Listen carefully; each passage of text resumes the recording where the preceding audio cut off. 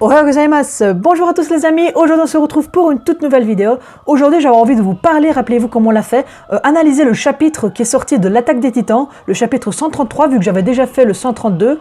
On a pu malheureusement déplorer la triste mort de Hanji. Notre triste Hanji voilà, qui s'est sacrifiée pour pouvoir permettre à ses amis de s'évader parce qu'elle savait bien que la situation était cuite.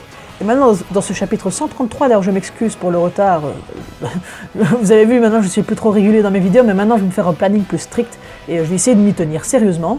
Donc bref, trêve de bavardage, il y a beaucoup de choses à parler dans cet épisode, dans ce chapitre, et on arrive vraiment vers la fin cette fois-ci.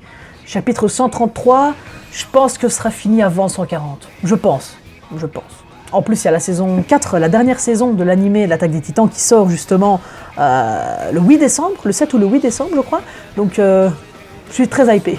Et donc on commence toujours avec un peu d'émotion, voilà, on commence avec un peu d'émotion, on voit Reiner qui s'excuse et qui culpabilise vraiment d'avoir trahi ses amis sur l'île du paradis, d'avoir détruit le mur, de les avoir tous trahis, d'avoir fait d'innombrables victimes de mort, et pour lui, pour lui c'était justifié. Pour lui, c'était vraiment justifié. Il y avait pas, il se sentait obligé d'éradiquer les Eldiens.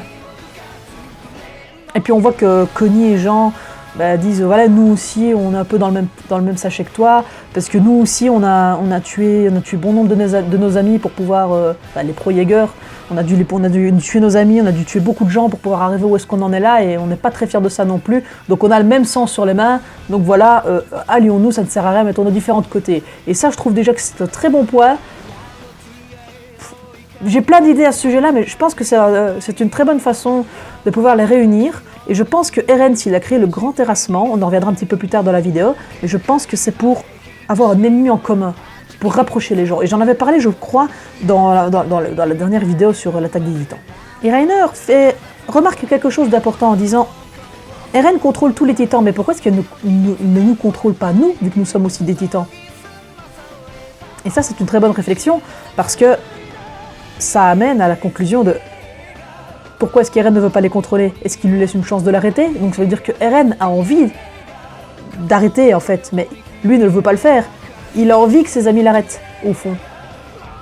Et ça, je trouve que c'est très bien pensé. Et si c'est vraiment ça, le fait de créer une discorde un peu pour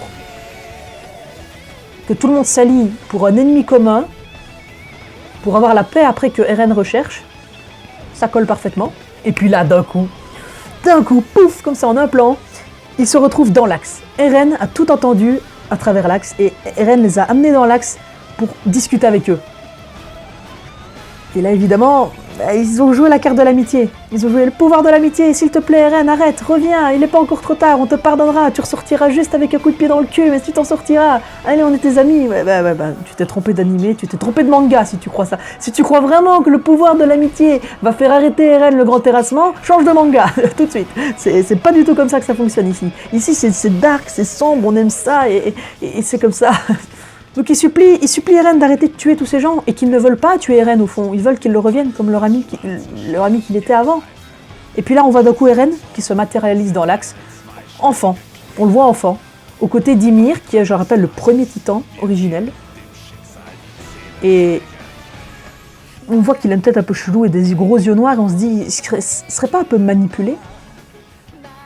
Est-ce qu'il ne ferait pas au final le grand terrassement? Est-ce qu'il n'obéirait pas aveuglément Est-ce qu'il ne se soumettrait pas aux volontés de ses prédécesseurs, de l'ancien titan assaillant ou de l'ancien titan originel? L'ancien titan assaillant, je le rappelle, c'est son père.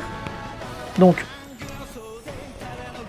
celui qui a manipulé peut-être son père, c'est l'autre Eren, j'ai oublié son nom de famille, mais c'est le Eren que son père a rencontré. Et etc. Est-ce qu'à chaque fois, le titan assaillant a influencé le suivant? Parce qu'on dit que le pouvoir du titan assaillant, justement, c'est d'influencer son futur.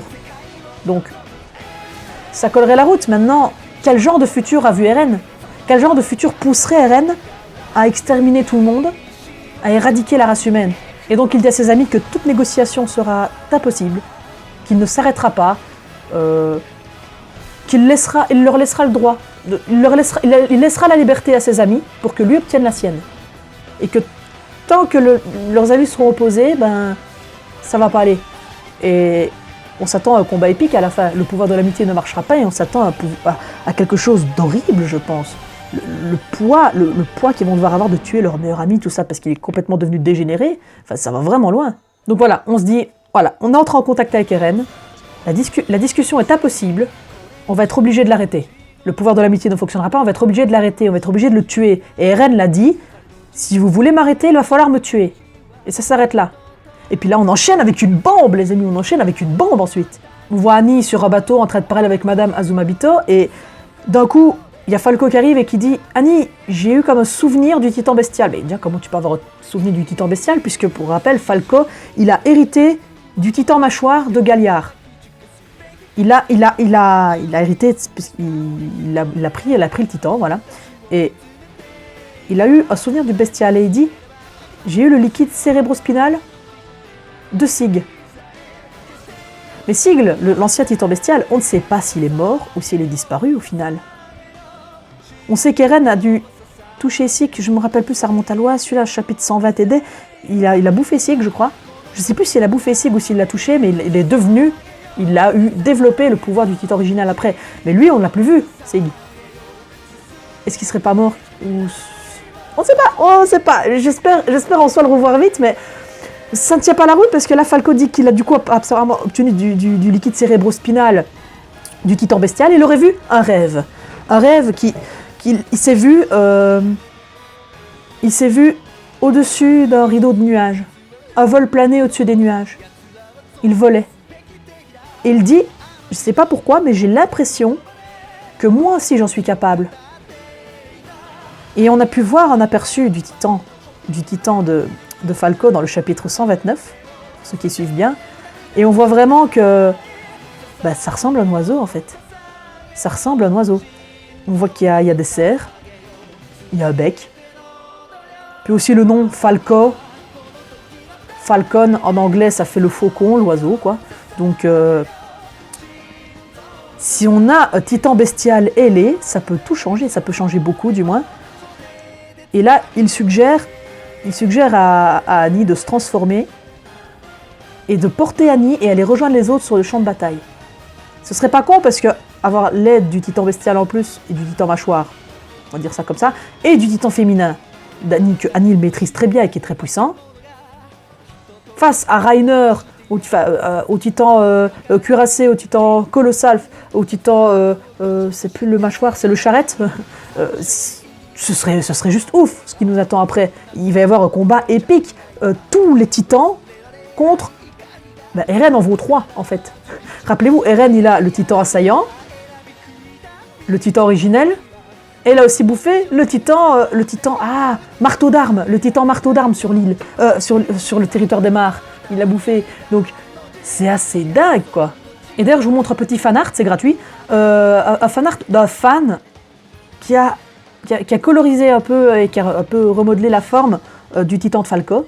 Et on voit clairement, c'est un oiseau. Il y a titan bestial oiseau. Ça annonce du lourd pour la suite. Si jamais il prend Annie qui va rejoindre les autres, ça va décoller. Ça va être le combat final, l'ultime combat. C'est sûr et certain. Et puis comme à chaque chapitre, une fois n'est pas coutume, on termine toujours sur du négatif et du suspense. Et il y a une grosse bombe à la fin encore. On voit qu'il y a des Eldiens qui s'échappent à bord d'un train, prenant les mares en otage. Les mares qui les ont persécutés pendant longtemps. Bizarrement, ça me fait un peu penser à la déportation des Juifs vers Auschwitz, vu ce plan-là. Je sais pas pour vous, mais déjà le délire des mares qui oppriment les Eldiens, c'est vraiment les nazis qui oppriment les Juifs. Ça a été vraiment inspiré de ça, j'en suis sûr.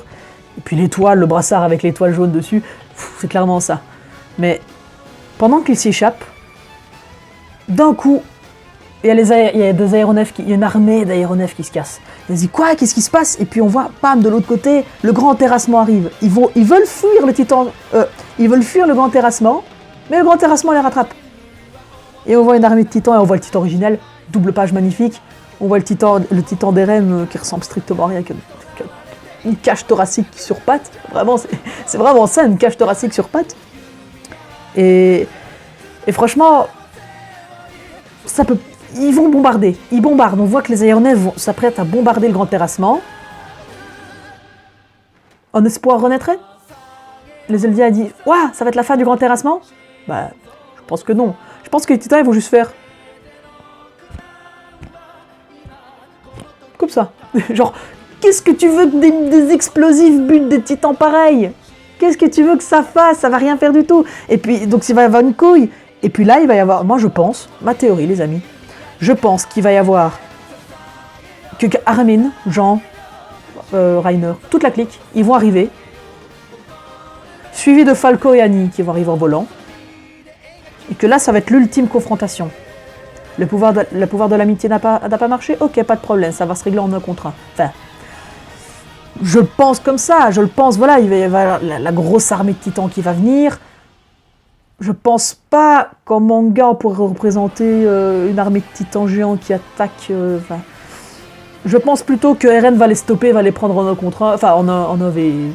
Je sais pas combien ils sont, tous ses amis. Mais je pense que ça va finir plutôt comme ça. Une mort horrible avec une morale derrière. Je pense vraiment que ça va vers ça. Et donc on en saura plus dans le prochain chapitre qui sortira très bientôt. Et voilà les amis, c'est la fin de mon analyse du chapitre 133 de Shingeki no Kyojin, j'espère que ça vous aura plu. N'hésitez pas à lâcher un petit pouce bleu, ça ferait super plaisir, et à vous abonner à la chaîne, c'est gratuit, et c'est motivant, et en plus vous ne manquez pas les prochaines vidéos que je sors.